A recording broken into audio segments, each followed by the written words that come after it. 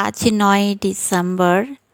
প্রতি বছরের মতো এবারও নারী শিক্ষার অগ্রদূত বেগম রোকেয়া স্মরণে বেগম রোকেয়া দিবস উদযাপিত হলো। আমরা সবাই মহিলা বিষয়ক অধিদপ্তর থেকে ওখানে অংশগ্রহণ করলাম। অনুষ্ঠানটা খুবই ভালো লেগেছে।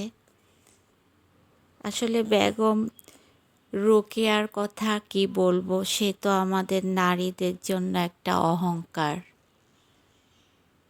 প্রতিটা নারীর অহংকার হচ্ছে বেগম রোকেয়া। তার জীবনী পড়লে আসলে অনেক কিছুই জানা যায়।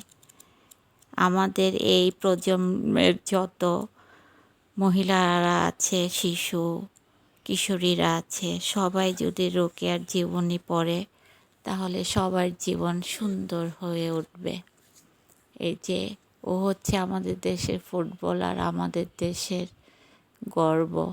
ওরাই তো সামনে এগিয়ে নিয়ে যাবে আমাদের বাংলাদেশকে। সুন্দর একটা অনুষ্ঠান আজকে উপভোগ করলাম, খুব ভালো লাগলো। আজকের ভিডিওটা ভালো লাগলে অবশ্যই লাইক, শেয়ার, কমেন্ট করবেন। ভালো থাকবেন, সুস্থ থাকবেন, নিরাপদে থাকবেন। আল্লাহ হাফেজ।